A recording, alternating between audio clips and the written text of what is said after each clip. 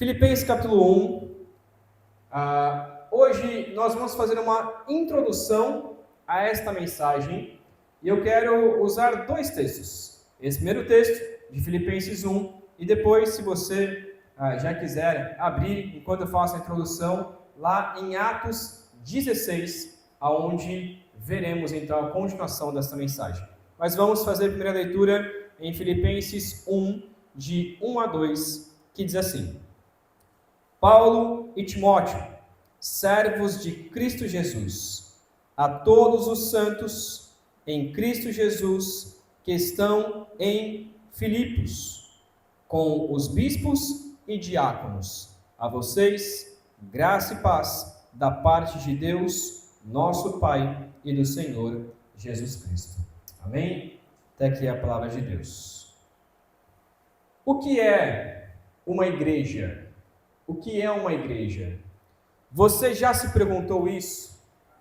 Nesta nova exposição à carta aos Filipenses, nós iremos analisar justamente o que deve ser uma igreja. Na verdade, todas as cartas que Paulo enviam às igrejas, a intenção dele é organizar as igrejas para que elas possam glorificar ao Senhor da forma como deve. Quando Paulo escreve a sua carta aos Filipos, aos Filipenses, para quem ele estava escrevendo? Ele estava escrevendo só de maneira geral ou pessoas específicas? Como era esta igreja? E como que essa igreja ela tinha sido plantada? Quando Paulo escreveu então esta carta, a igreja ela já havia se formado, já havia um grupo de pessoas, já havia presbíteros, pastores ali nessa igreja, presbíteros e diáconos, por isso que ele fala aos pastores e diáconos dessa igreja, e já havia muitos que criam em Jesus. Nós não sabemos o tamanho dessa igreja, mas sabemos que é uma igreja bem organizada. Tinha alguns problemas, que é o que nós veremos, mas é a igreja que mais dava alegria ao coração de Paulo. O curioso é que esta igreja havia sido plantada pelo próprio apóstolo Paulo. E eu creio que por isso que ele tinha um apego emocional muito grande por esses irmãos. Obrigado. Ele tinha um apego emocional muito grande por esses irmãos. Ele conhecia pelo nome, que é o que veremos em toda essa exposição. Ele sabia o que eles passavam. Ele sabia das brigas que rolavam lá dentro. Ele sabia da alegria que eles tinham, de como que eles viviam. E Paulo desejava ardentemente que esta igreja vivesse o verdadeiro evangelho. Agora, quando Paulo plantou essa igreja, qual foi a estratégia de Paulo? Qual foi a estratégia de Paulo? Como essa igreja começou? Que tipo de pessoa Paulo buscou para iniciar essa nova comunidade na fé? E o que isso tem a ver com a gente? Muitas vezes, nós olhamos, muitas pessoas, na verdade, olham para a igreja e olham para o reino de Deus com as lentes do mundo empresarial. Se você perguntar a um consultor de negócios, e talvez você já trabalhou nessa área, como começa um novo projeto de sucesso? Como começa um novo projeto de sucesso? Ele irá lhe dar uma lista completa. Por exemplo, uma das ideias. Bom, você vai ter que definir o seu público-alvo. Então, quem que você quer alcançar com esse tipo de negócio? Segundo, escolha uma localização estratégica.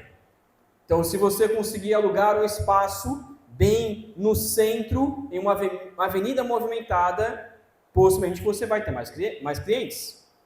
Garanta um capital inicial, ou seja, não é a banda capital inicial, né? Mas garanta um capital inicial, a ideia de você ter, então, um recurso inicial para poder investir em todo o seu trabalho e etc. E o último ponto seria recrute especialistas. Então você pega as pessoas mais especialistas para você poder chamar para trabalhar junto com você. Então, se é numa venda, você chama aqueles que já foram vendedores, que sabem vender muito bem. O problema é que no contexto da igreja, nós caímos nessas mesmas tentações de achar que a igreja também é um negócio. E muitas pessoas fazem da igreja um negócio lucrativo. Por exemplo, devemos focar em famílias de classe média e de classe alta, porque aí a igreja vai ter dinheiro. Então vamos focar naqueles que podem sustentar a igreja. Essa é uma das estratégias que muitas pessoas fazem. Segundo, qual o pastor famoso ou o pastor influenciador que nós devemos chamar para atrair as pessoas? Então vamos encontrar um pastor jovem, um pastor influenciador, um pastor que tem muitos seguidores no Instagram, um pastor desse jeito, porque aí as pessoas vão vir por causa disso. Né? Então vamos chamar um pastor assim. Já vi que essa não foi a estratégia dos irmãos. Né? Terceiro, qual os cantores que nós vamos ter na igreja? Então vamos contratar cantores famosos, para que nós possamos então ter um bom louvor na igreja e contratar a pessoa boa de música, e aí desse jeito vai atrair mais pessoas.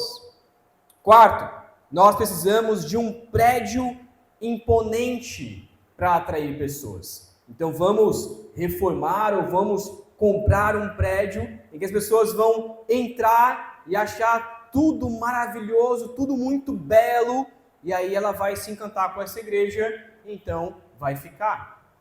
Ou quinto, qual que é a cor da parede que deve ser pintada? Não, então vamos pintar desta cor específica, porque aí pode atrair mais pessoas, porque isso é o marketing. No entanto, a fundação da igreja em Filipos era uma ofensa ao marketing moderno de igreja. E é isso que nós veremos. Quando nós olhamos para o início dessa comunidade, no texto que veremos daqui a pouco, de Atos 16, vemos que Deus não seguiu um manual humano. Se Paulo tivesse um comitê de planejamento, talvez eles tivessem sugerido um perfil específico de pessoas que se tornariam pessoas influentes. Mas quando nós vemos em Atos 16, quem Deus escolheu para ser a base desta igreja, para começar esta igreja, nós mesmos diríamos, está tudo errado, começou errado, não vai dar certo isso aqui, não vai dar certo essa igreja. Há 3 tipos de pessoas incomuns que são convertidas e que começam esta igreja de Filipos. No entanto, existe, que é o que nós veremos, que essas 3 pessoas, elas não têm nada a ver uma com a outra. Nada a ver uma com a outra. São perfis totalmente diferentes uns dos outros. Mas tinha uma coisa em comum que essas igrejas tinham, que essas pessoas tinham. Uma coisa em comum, uma coisa comum que essas pessoas tinham. Que era que eles foram alcançados pela mesma graça. Foram alcançados pela mesma pessoa, pelo mesmo Deus, Cristo Jesus. Quando a gente olha para a carta aos Filipenses, Paulo ele não começa listando os seus sucessos estratégicos ou o crescimento numérico da congregação. Ele começa estabelecendo a única base que sustenta a igreja local. Nos 2 primeiros versículos, ele diz assim, Paulo e Timóteo, ele começa dizendo quem era Paulo e Timóteo. Paulo e Timóteo são servos de Cristo Jesus. Então ele se coloca, nós somos apenas servos de quem? De Cristo Jesus. Então ele continua, a todos os santos, em quem? em Cristo Jesus. Então vocês são santos em quem? Em Cristo Jesus. Inclusive bispos, né, que seria a palavra para pastores também, pastores, bispos e diáconos que vivem em Filipos. Que a graça, versículo 2, que a graça e a paz de Deus, nosso Pai e do Senhor Jesus Cristo estejam com vocês. Por 3 vezes, Paulo fala sobre Jesus Cristo. Nós somos servos de Jesus Cristo, vocês são santos em Cristo Jesus, que a graça e a paz de Deus e Cristo Jesus estejam com vocês. Porque Paulo, logo no início, ele estabelece isso, porque ele quer mostrar aos Filipos, ele quer mostrar para nós que a base da igreja é nada mais, nada menos do que Cristo Jesus. Nessa exposição, então, nós aprenderemos que o crescimento de uma igreja não acontece por marketing, não acontece por estratégia, não acontece pela nossa força de vontade, mas porque Deus toma a iniciativa. Deus escolhe pessoas improváveis e as une sob uma identidade que o mundo não pode oferecer. Mas Cristo une essas pessoas. Abra sua Bíblia comigo lá em Atos, capítulo 16. Atos, capítulo 16. Daqui a pouco nós leremos o texto, ele vai ser dividido em 3 pontos aqui, certo? Mas deixa sua Bíblia aberta em Atos 16. Em Atos 16, conta a história de quando Paulo ele vai para Filipos. E essa igreja, então, ela é plantada. E é muito importante, antes, então, de toda a exposição nessa carta de Filipos, nós vemos como que essa igreja, ela começou. Primeiro, Atos 16, 11 a 15, vai nos falar sobre a primeira pessoa convertida nesta igreja, uma mulher rica, e nos mostra, então, que o evangelho avança também na alta sociedade. O evangelho também avança entre os ricos. Atos 16, de 11 a 15, diz assim a palavra de Deus. Tendo, pois, navegado de Trode, fomos diretamente para Samocrácia, e no dia seguinte a Neápolis. Dali fomos a Filipos, cidade da Macedônia, primeira do distrito e colônia romana. Nessa cidade permanecemos alguns dias. No sábado saímos da cidade para a beira do rio, onde nos pareceu haver um lugar de oração. E assentando-nos, falamos às mulheres que haviam se reunido ali.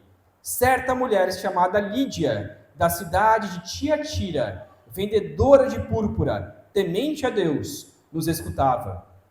O Senhor lhe abriu o coração para que estivesse atenta ao que Paulo dizia. Depois de ser batizada, ela e toda a sua casa nos fez este pedido: se julgam que sou fiel ao Senhor, venham ficar na minha casa. E nos constrangeu a isso. Filipos não era apenas uma cidade comum no meio da Grécia.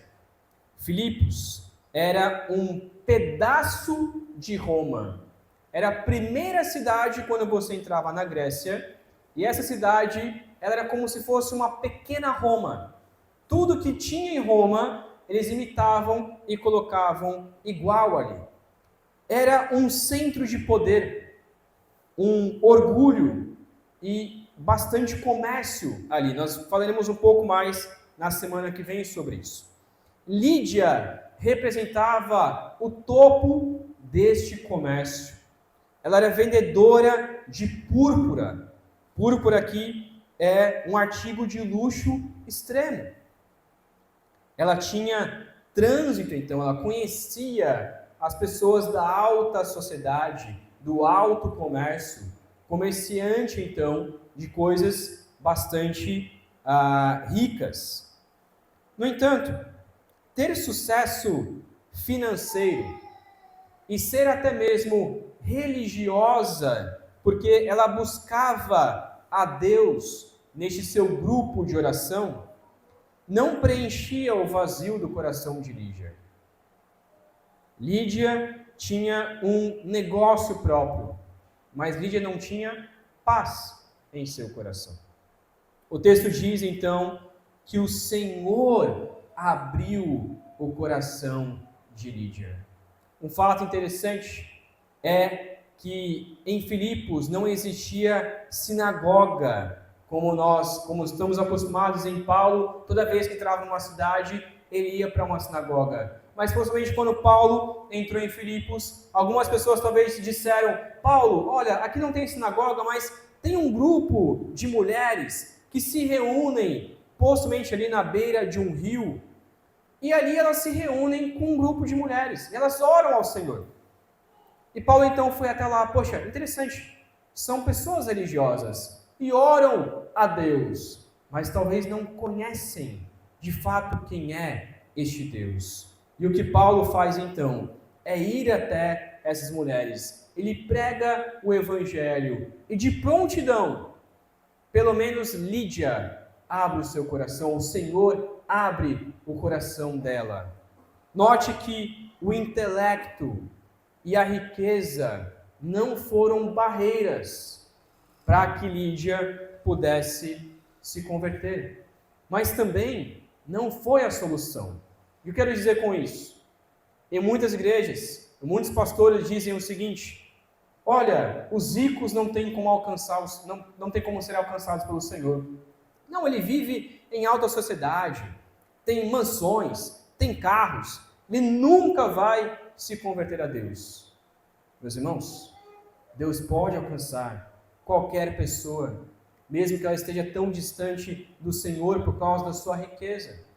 Mas ao mesmo tempo tem outros que dizem: não, os ricos são mais fáceis de ser alcançados por Deus, porque afinal, na realidade, os pobres não conseguem ter intelecto para entender a mensagem do Evangelho. Mas quando nós vemos a realidade, meus irmãos, é que a igreja, a maioria da igreja são de pessoas simples e que entendem o verdadeiro Evangelho. Um dos estados menos evangelizados do nosso Brasil é um estado rico. E um dos povos menos alcançados do nosso Brasil, e que está na lista dos povos menos alcançados, é a alta sociedade. Mas ainda assim, Deus usa pessoas para alcançar até mesmo os da alta sociedade. A primeira base da igreja de Filipos não foi somente esta mulher, mas também foi a sua casa. Lídia abriu não somente o seu coração, mas também abriu a sua casa para que Paulo e os seus companheiros pudessem então se hospedar. E o que dizem, a história diz, a tradição diz, a Bíblia não diz, mas a tradição diz que a primeira igreja, então em Filipos, que foi chamada da Casa de Lídia. E existe um prédio em Filipos até hoje, se você pesquisar na internet, chamado Casa de Lídia, que possivelmente foi justamente esta igreja que permaneceu. Talvez Lídia reformou toda a sua casa para poder se tornar uma igreja, para poder plantar então esta igreja ali. A conversão dessa pessoa rica e influente gerou então hospitalidade e também suporte para a obra missionária. Deus começa usando o que a pessoa tem. Talvez seja muito recurso, talvez seja pouco recurso, mas Deus começa assim. E aquilo que ela é também. Lídia talvez tinha uma grande influência na sociedade. E Deus então alcançou essa pessoa. Agora, é só esse tipo de pessoa que Deus quer alcançar? Não, é claro que não.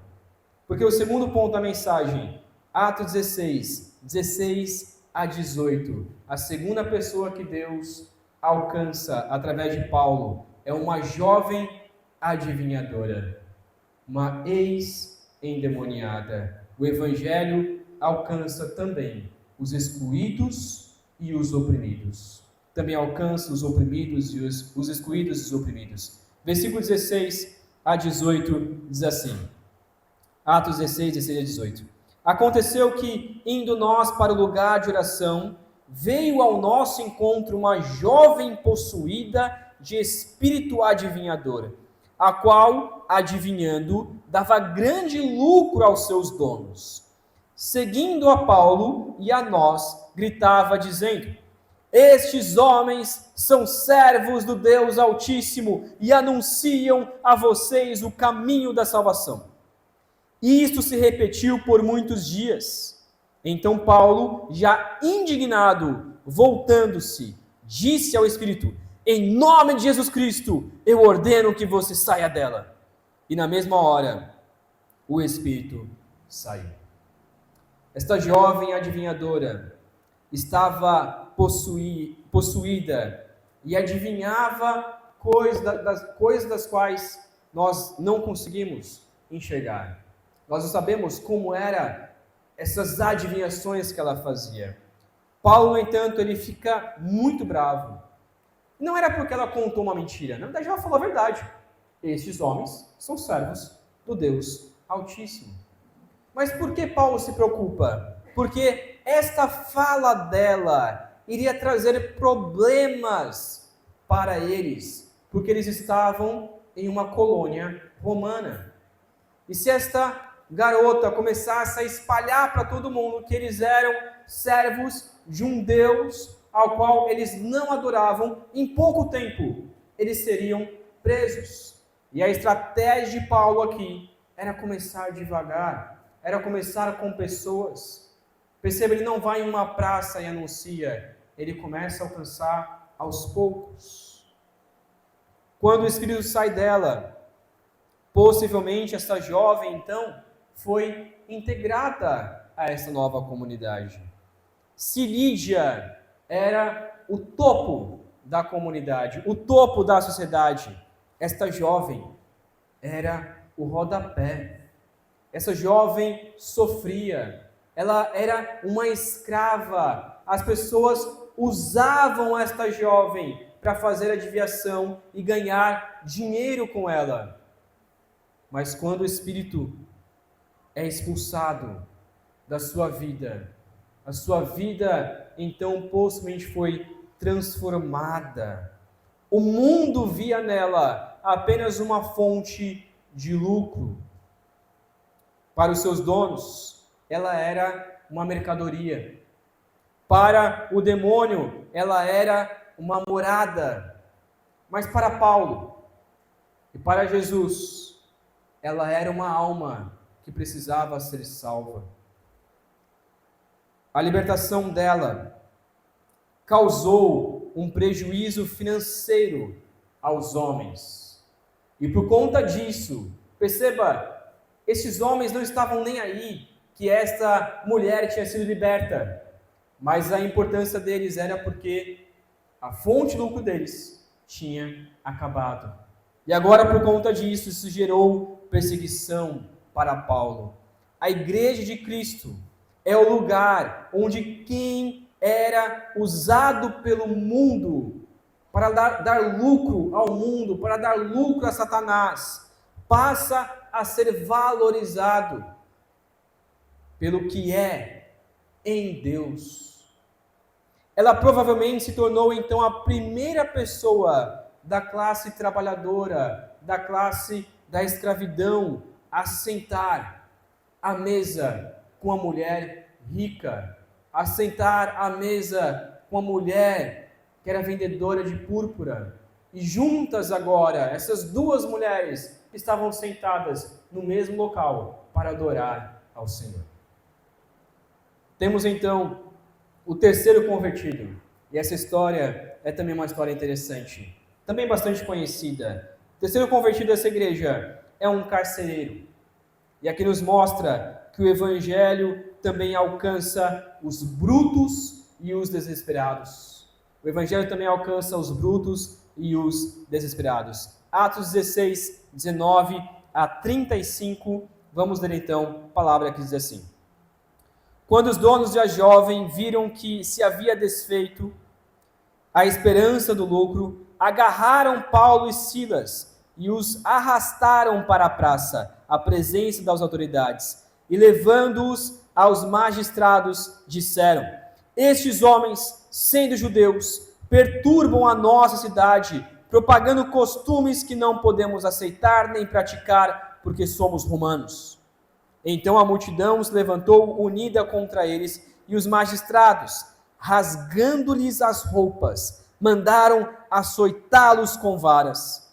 E depois de lhes darem muitos açoites, os lançaram na prisão, ordenando ao carcereiro que os guardasse com toda a segurança. Este, recebendo tal ordem, levou-os para o cárcere interior e prendeu os pés deles no tronco. Por volta da meia-noite, Paulo e Silas oravam e cantavam louvores a Deus, e os demais companheiros da prisão o escutavam. De repente, sobreveio o tamanho terremoto que sacudiu os alicerces da prisão, todas as portas se abriram e as correntes de todos os presos se soltaram. O carcereiro despertou do sono e, vendo abertas as portas da prisão, puxando da espada, ia suicidar-se, pois pensou que os presos tinham fugido. Mas Paulo gritou bem alto: Não faça nenhum mal a si mesmo, estamos todos aqui. Então o carcereiro, tendo pedido uma luz, entrou correndo e, trêmulo, prostrou-se diante de Paulo e Silas.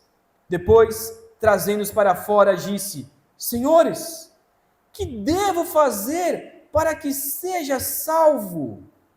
Eles responderam: Creia no Senhor Jesus, e você será salvo, você e toda a sua casa. E pregaram a palavra de Deus ao carcereiro e a todos os que faziam parte da casa dele.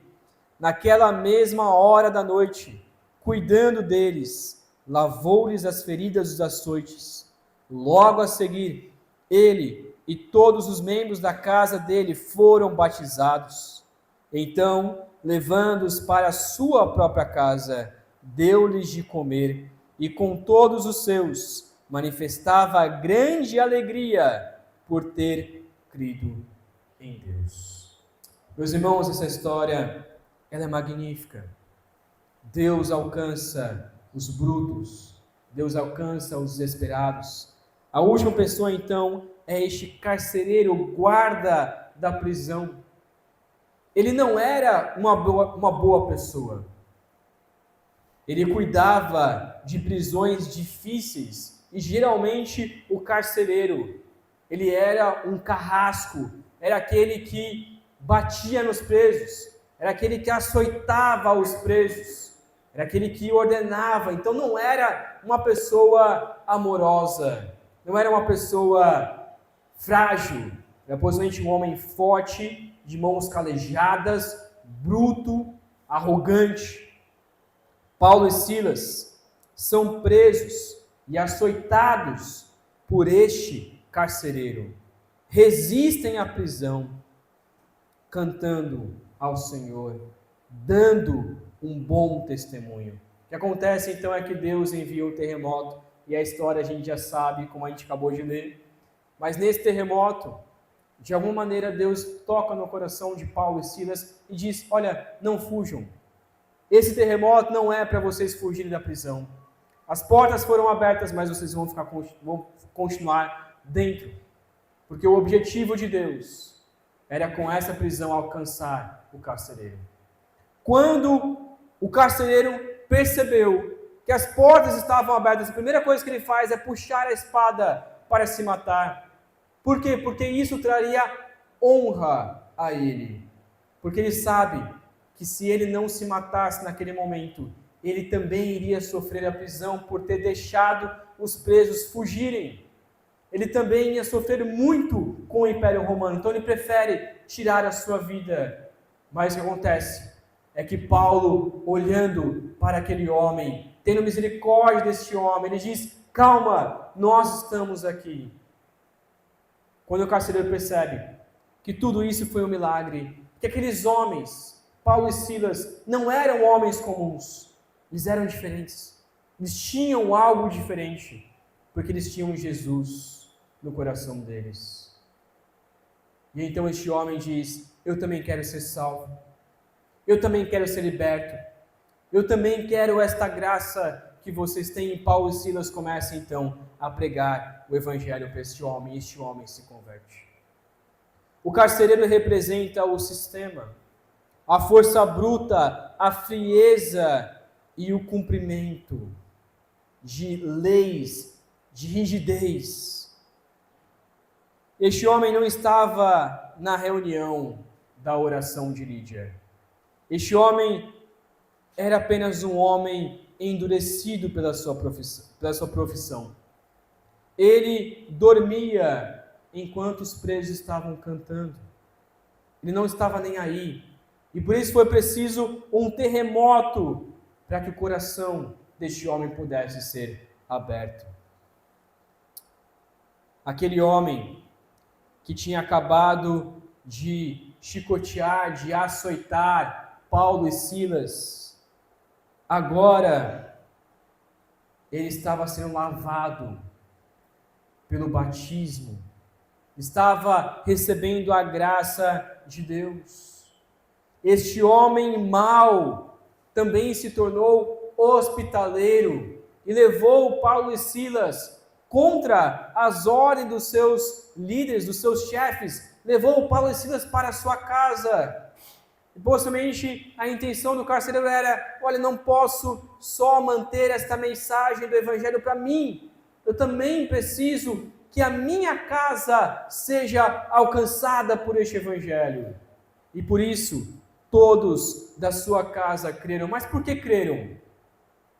Eu creio, meus irmãos, e eu imagino que a esposa do carcereiro e os seus filhos, quando olharam aquele homem bruto, agora chorando, quando olharam aquele homem carrasco, agora amoroso com Paulo e Silas, dizendo: venham para minha casa, eu vou hospedar vocês. Talvez aquela mulher olhou e falou assim: não é possível, não é possível que este meu marido agora está assim. De fato, alguma coisa aconteceu. E então Paulo prega o evangelho para a sua família e diz: olha, o que aconteceu na vida do seu marido foi Cristo Jesus. É Cristo Jesus quem transformou. E de prontidão, essa mulher possivelmente olhou e falou assim: realmente eu tenho crença em Jesus, porque não é possível o meu marido ter sido transformado desta maneira. Só Jesus mesmo, só esse Cristo mesmo. E por isso que facilmente todos da sua casa se convertem, todos da sua casa são batizados. E assim começa essa igreja. Em uma única igreja, agora temos uma empresária, uma ex-endemoniada e um homem que tinha acabado de prender os cristãos. Só a graça de Jesus Cristo faz isso. Jesus transforma pessoas terríveis em honestas, sinceras e amáveis. E assim começa essa igreja. A igreja de Filipos, ela é a prova de que o reino de Deus é o único local aonde os opostos não apenas se atraem, mas os opostos se tornam uma família em Cristo Jesus. A igreja, meus irmãos, é o local aonde não deve existir diferença entre os idosos e as crianças. Aonde o idoso, ele está junto com a criança e se consideram como irmãos. onde o jovem ou adolescente estão junto com pessoas de 35 e 40 anos, estão conversando normalmente. É claro que, geralmente, em muitas igrejas, os jovens vão para um canto, os adolescentes vão para um canto, mas uma igreja bíblica, uma igreja saudável, é onde o jovem tem amizade com pessoas mais velhas. É onde juntos nós podemos estar unidos mesmo com as nossas diferenças. Mesmo eu sendo São Paulino, e mesmo semana passada um vascaíno zoando, né? Me zoando porque ganhou do São Paulo, mas hoje perdeu, né? Do Corinthians hoje perdeu, então não tenho o que dizer. Mas mesmo assim, nós somos irmãos. Mesmo flamenguista junto com corintiano, junto com palmeirense, e juntos nós estamos unidos. Nós brincamos uns com os outros, mas não há guerra no nosso meio. Mesmo que um seja de um político aqui da cidade, eu voto para esse prefeito e o outro vota para outro prefeito, mas na igreja nós estamos unidos e essas diferenças não podem nos tirar. Mesmo que eu seja um pouco mais simples, mas eu tenho um irmão que tem um carro, um carrão e vem para a igreja com esse carrão e eu venho de bicicleta, mas juntos na igreja nós estamos unidos, auxiliando uns aos outros. Mesmo que eu venha com uma igreja, uma roupa mais simples, mas eu vejo irmãos que já vêm com uma roupa um pouco mais bonita, um pouco mais chique. Ainda assim, nós estamos juntos, nós estamos unidos. E na igreja não pode ser um lugar de diferenças. Na igreja não pode ser um lugar onde eu só converso com aquele grupinho, porque eu me assemelho só com aquele grupinho, mas aquela pessoa não gosto dela. Não vou com a cara dela. Meus irmãos, a igreja não é lugar para isso. O carcereiro, a ex-demoniada e Lídia estavam juntos na mesma igreja. Agora, existia briga entre esses irmãos? Sim, nós veremos mais tarde que existia desavenças entre eles. Coisas naturais de igreja, mas que devem ser tratadas. Por quê? Porque a grande ideia dessa primeira mensagem é que uma verdadeira igreja não é um clube de pessoas parecidas, mas uma comunidade iniciada e guiada pela graça soberana do Senhor, que converte e une as mais diversas pessoas sobre o mesmo evangelho e sobre a mesma fé. Vou repetir, uma igreja verdadeira não é um clube de pessoas parecidas, mas uma comunidade iniciada e guiada pela graça soberana do Senhor, que converte e une as mais diversas pessoas sobre o mesmo evangelho e sobre a mesma fé. 3 aplicações para encerrarmos então esta mensagem. Primeira aplicação: pare de rotular as pessoas. Se Deus converteu um carcereiro romano, uma vendedora e uma endemoniada, Ele pode converter o seu vizinho difícil, o seu chefe arrogante, ou aquele parente que parece ruim demais para ser crente. Não limite o poder de Deus.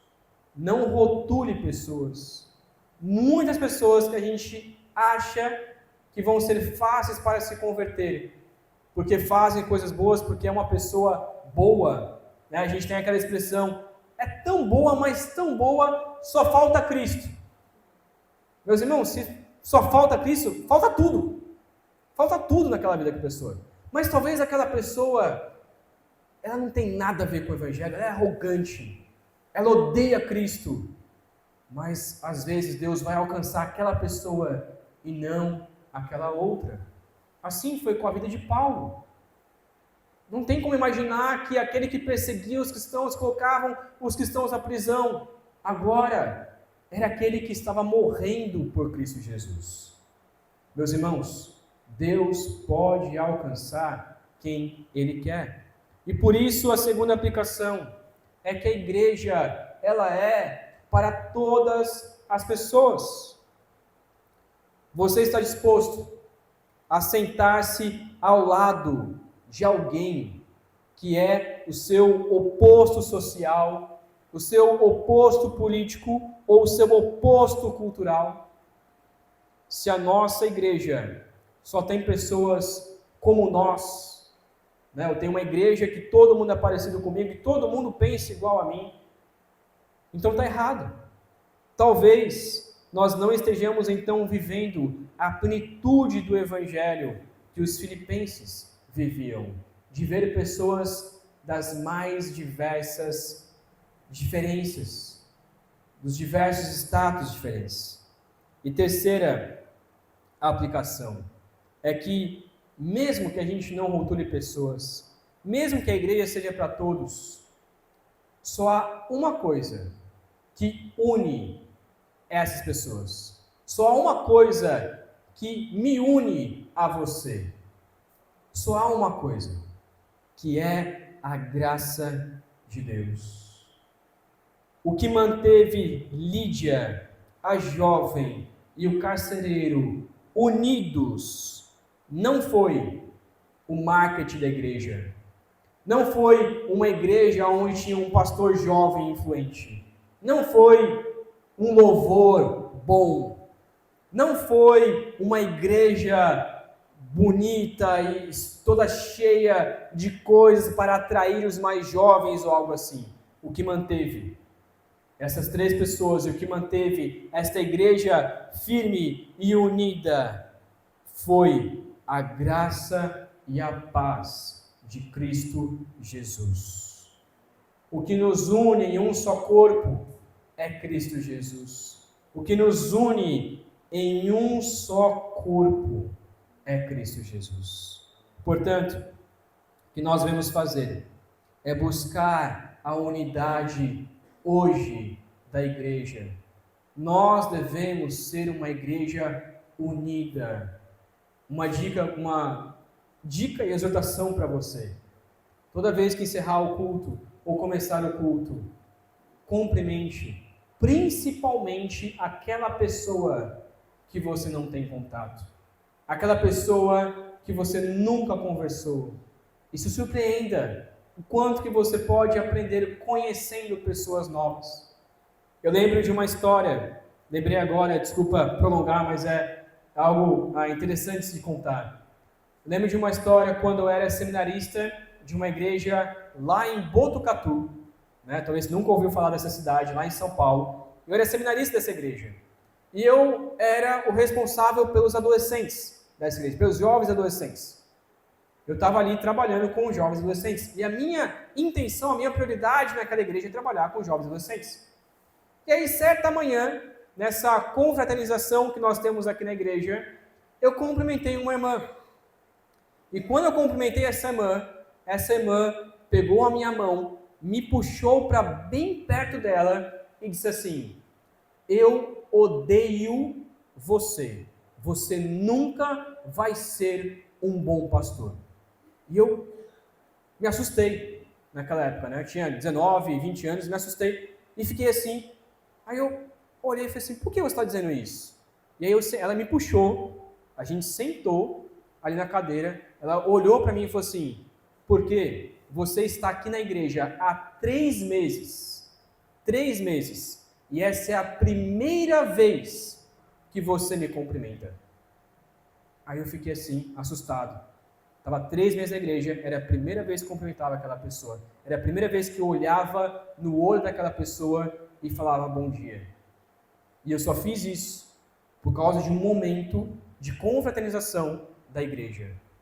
E ela sentou do meu lado e falou assim: eu disse eu te odeio, mas na verdade eu também estou errado, eu não quero odiar você, mas eu quero te ensinar. Se você quer ser um bom pastor, cumprimente e converse com todas as pessoas. Se você quer ser um bom cristão, não converse só com o seu grupinho, converse com todos. E naquele dia eu aprendi eu preciso conversar com todos da igreja, não só por ser pastor, não é por isso, mas por ser membro, por ser cristão, porque o que me une àquela pessoa é Cristo, é o Evangelho, é a graça, e Ele é o meu irmão, e eu tenho que amar o meu irmão. E João diz, se você não ama o seu irmão, que você vê, não tem como você amar a Deus, que você não vê. Meus irmãos, nesta carta aos Filipenses, o que nós vamos aprender é justamente isso, a unidade de uma igreja alegre. Nós, como igreja, devemos estar unidos na graça de Cristo Jesus. Não baseie as suas amizades dentro da igreja nos gostos pessoais. Baseie naquele que nos une, que é Jesus Cristo. Amém? Amém. Vamos orar. Pai querido, obrigado, meu Deus, porque nós podemos, ó Pai, estar dentro de uma comunidade, dentro de um local, aonde não devemos selecionar pessoas para conversar, mas nós podemos viver este evangelho unidos, ó Pai, com pessoas totalmente diferentes de nós. E isso é algo tão belo, é algo tão rico, que nós, ó Deus, podemos desfrutar, porque só podemos desfrutar desta unidade, nesta diversidade, por causa de Cristo Jesus, que nos une. Ó Deus, é tão bom poder chamar uma pessoa de irmão, mesmo não tendo afinidade com ela, mesmo não conhecendo tanto ela, mas ainda assim é o meu irmão.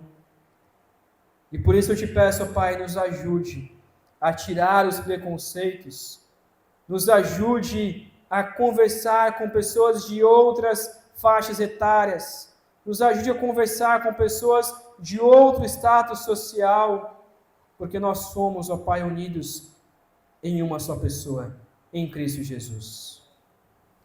E eu peço, ó Pai, que o Senhor nos ajude a, como igreja, a tirar todas essas brigas e picuinhas que muitas vezes temos e a poder andar, conversar, amar, discipular todo tipo de pessoa aqui em nossa igreja, ó Pai. Que possamos também ser uma igreja mais receptiva, poder abraçar aqueles que chegam em nosso meio para que se sintam abraçados, para que se sintam confortáveis, para que sintam o amor e a graça de Cristo Jesus habitando neste meio, ó Pai.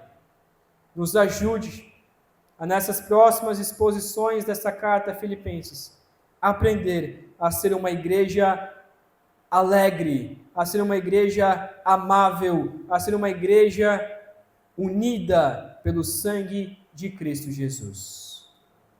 Trabalhe em nossos corações. É o que oramos. Em nome de Cristo. Amém.